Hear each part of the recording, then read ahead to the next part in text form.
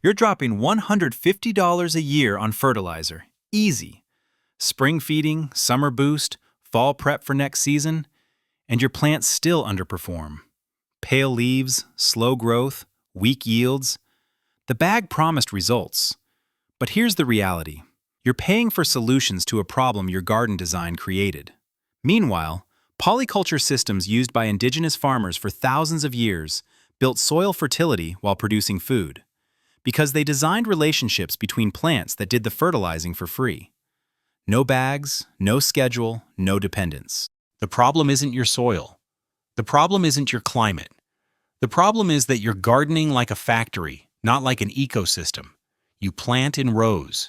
You grow one crop per bed. You harvest, then you strip the soil bare. Then you buy bags of fertilizer to replace what you just removed. Extraction, replacement, repeat. This is not gardening. This is mining. And it keeps you dependent on a system that profits from your dependence. Think about it. The garden center sells you seeds. Then they sell you fertilizer to feed those seeds. Then they sell you pest control when the monoculture attracts pests. Then they sell you more fertilizer next season because the soil is depleted again. You're renting your food security from a business model that needs you to fail just enough to keep buying solutions. Meanwhile, the milpa systems of Mesoamerica, the Three Sisters Gardens of the Haudenosaunee, the forest gardens of indigenous communities across the world never bought an input. They designed polycultures where plants fertilized each other, protected each other, built soil instead of extracting it. They understood relationships. Corn doesn't just grow next to beans by accident. Beans fix atmospheric nitrogen in root nodules and release it into the soil. Corn uses that nitrogen. Squash spreads across the ground as a living mulch, suppressing weeds and retaining moisture. Each plant has a function. Each plant supports the system. The garden regulates itself. This is not theory. This is mechanics. But here's what most people miss. You don't need 10 acres and a permaculture certificate to do this. You need 3 systems, and you can install them in a single weekend. The first system is nitrogen-fixing companions. The second is chop-and-drop nutrient cycling. The third is a living mulch ground layer. Together, they turn your garden into a self-fertilizing organism that gets richer every season while you do less work. This is the 3-system method. It's not a philosophy. It's practical mechanics based on how plants actually function when you stop forcing them into rows and start designing relationships. I know the doubt you're feeling right now. The voice in your head is saying this sounds too simple, too good, that there must be a catch. I had that same voice the first time I planted beans next to tomatoes instead of in their own separate row. But I didn't listen to it. And that decision is still feeding my soil today, 5 years later, without a single bag of fertilizer purchased since. Every season you wait is a season of soil depletion you will never get back. A garden designed this spring will be building fertility by summer. A garden designed next spring will not. This is not a decision you can delay. Now let's build it. System by system, layer by layer. Start with System 1. Nitrogen is the nutrient your plants burn through fastest. It's what makes leaves green, stems strong, fruit heavy. It's also what you're buying in every bag of fertilizer, because conventional gardening removes it and gives nothing back. But here's the reality the garden center won't tell you. Certain plants pull nitrogen out of the air and store it in their roots. Beans, peas, clover, vetch, fava beans, any legume. They have a symbiotic relationship with soil bacteria called rhizobia that live in nodules on their roots. Those bacteria capture atmospheric nitrogen, gas that makes up 78% of the air you're breathing right now, and convert it into a form plants can use. When the roots die back, or when you chop the plant at the end of the season, that stored nitrogen releases into the soil. Free fertilizer, built into the design. The Three Sisters system is the teaching example. Corn grows tall and provides a trellis. Beans climb the corn and fix nitrogen into the soil. Squash spreads across the ground, shading out weeds and keeping moisture in. You plant them together in the first week of May, and the system works. The beans feed the corn. The corn supports the beans. The squash protects the soil. You harvest all three by September. You don't fertilize any of them. Not once. Think about what that means for your tomato bed. Every time you plant a tomato, you plant a bush bean next to it. The bean fixes nitrogen while the tomato uses it. At the end of the season in October, you pull the tomato and chop the bean in place. The roots decompose over winter. The nitrogen releases. Your soil is richer in March than it was the previous March, and you didn't buy a bag. Every time you plant brassicas, cabbage, kale, broccoli, heavy nitrogen feeders, all of them, you interplant fava beans in the same bed. The favas grow through winter in zones 6 through 9, fix nitrogen the whole time.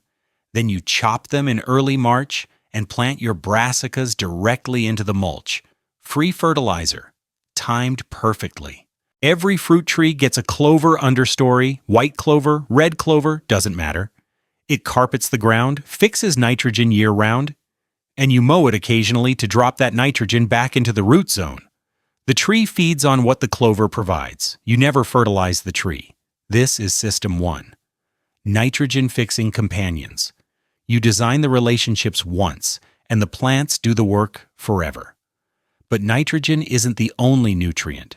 Your plants need phosphorus, potassium, calcium, magnesium, trace minerals.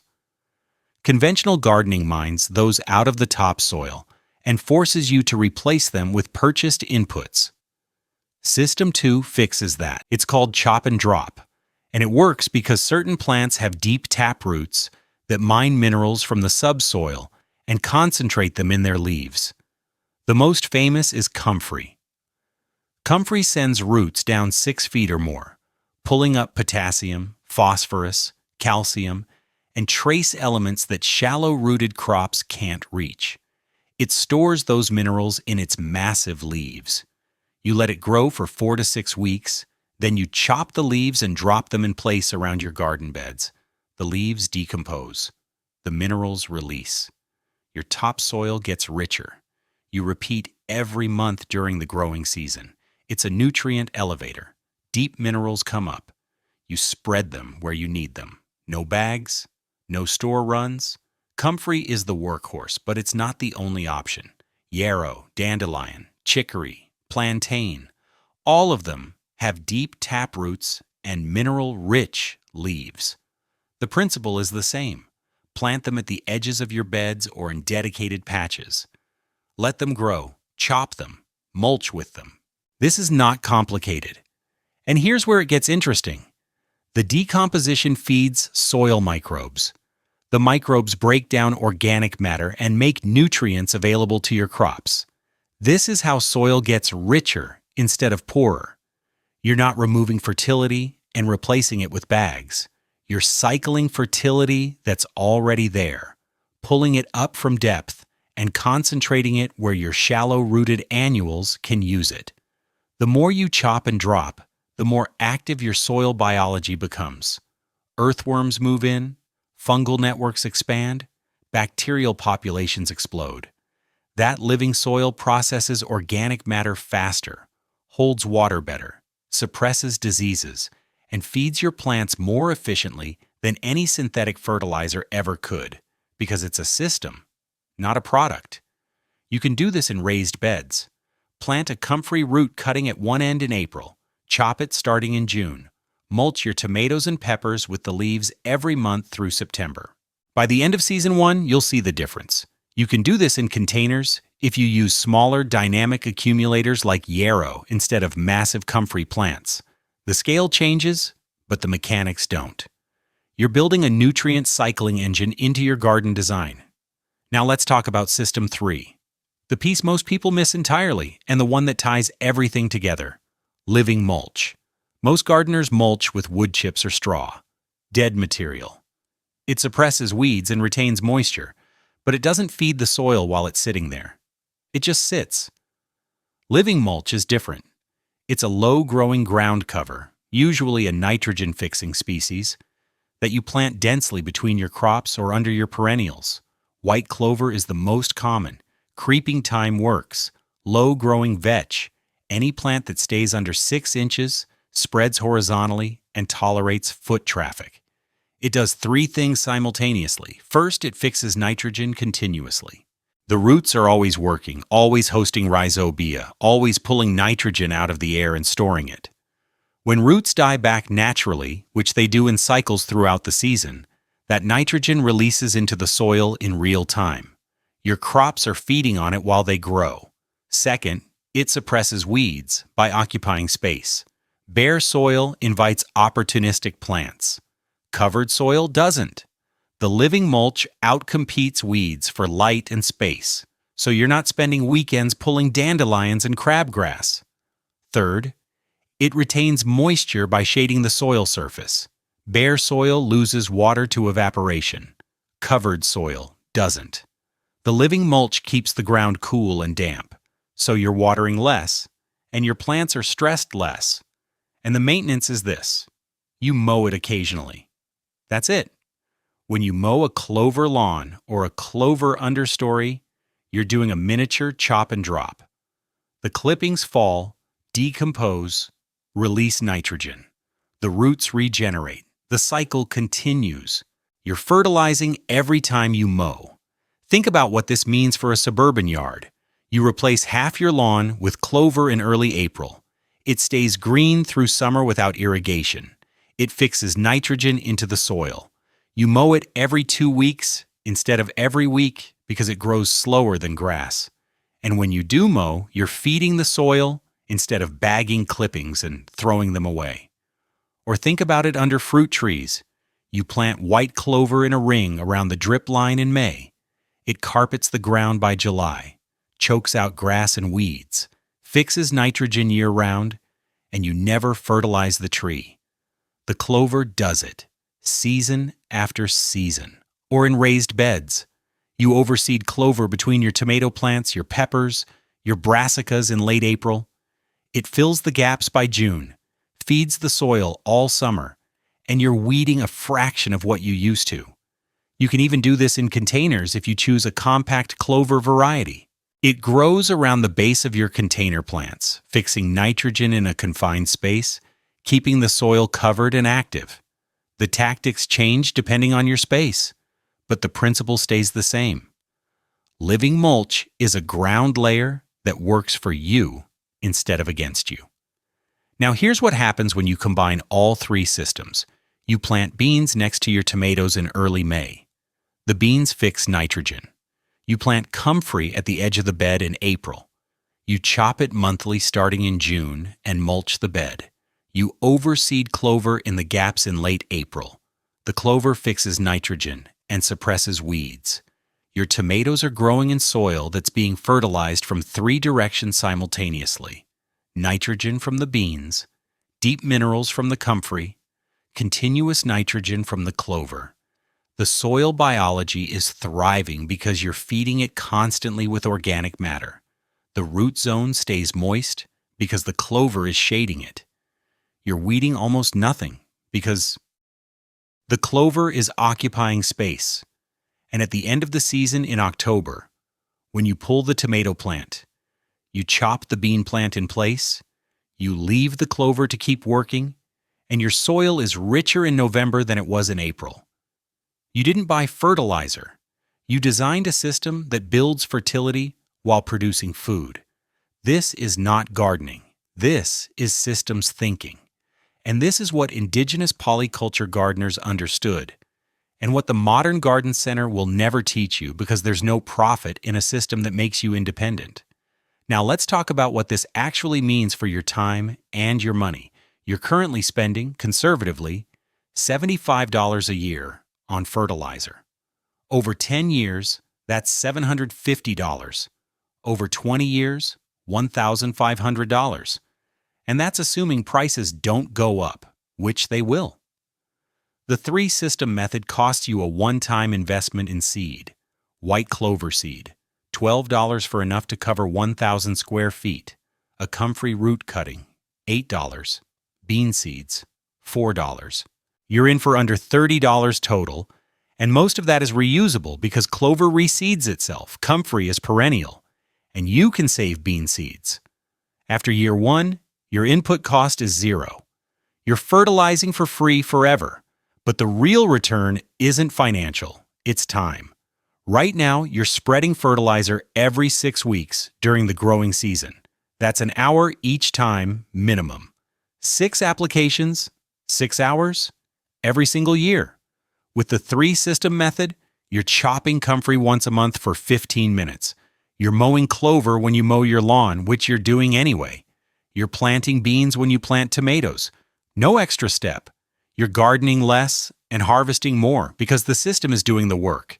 And here's what happens to your soil over time. In a conventional garden, soil fertility declines every season unless you keep adding inputs. The organic matter depletes. The biology dies off. The structure degrades. You're fighting entropy with purchased products. In a 3-system garden, soil fertility increases every season. By season 1, summer of the first year, you're seeing less weeds because the clover is covering ground. By season 2, spring of the second year, your plants are visibly healthier. Darker leaves, stronger stems, earlier fruiting. By season 3, you're growing vegetables in soil that's richer than anything you could buy in a bag, and you built it yourself by designing relationships instead of buying inputs. The organic matter accumulates from chop and drop cycling. The biology expands because you're feeding it constantly. The structure improves because living roots and fungal networks are holding it together. By year 5, you've forgotten what the fertilizer aisle looks like. Your garden is a self-regulating system. It builds fertility. It suppresses weeds. It retains water.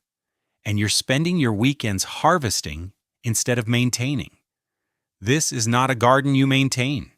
This is an ecosystem you assemble. Now, the objection I hear most often is climate. People assume this only works in temperate zones or warm climates. That's wrong. These principles work in USDA zones 3 through 10. You adjust the species, not the system. In zone 3, you use cold hardy clovers, like Alsike clover. You use fava beans instead of bush beans because they tolerate frost. You plant comfrey in spring and mulch it heavily in fall. In zone 10, you use tropical cover crops like lablab beans and sun hemp. You use perennial peanut as a living mulch.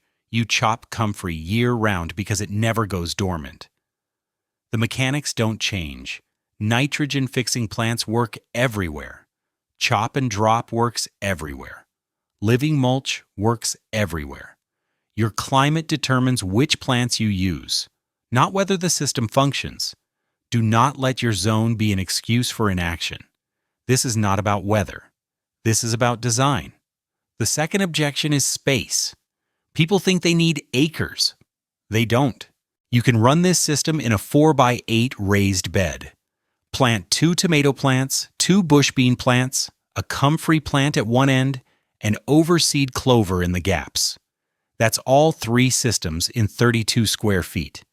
You can run it in containers on a balcony. Use a large container for tomatoes, a smaller one for beans, a third for a compact yarrow plant, and undersow clover in all of them. The scale shrinks, but the function doesn't. You can even run it in a suburban lawn under HOA restrictions.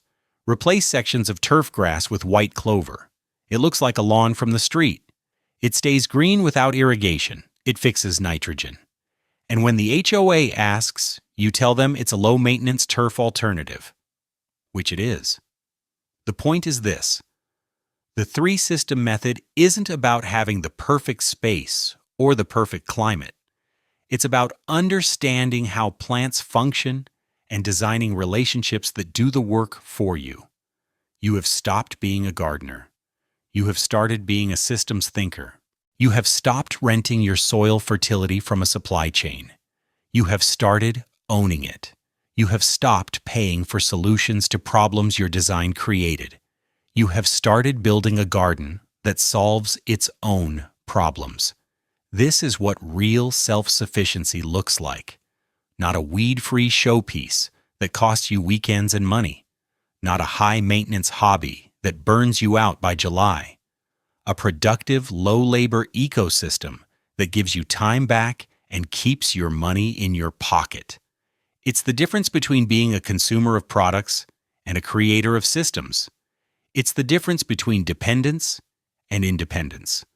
And that shift, that transformation from someone who buys fertilizer every spring to someone who designs fertility into the ground, is what changes everything. Design it once this April. Let the plants do the work by June. Stop paying by next spring. Start building soil that feeds you for decades.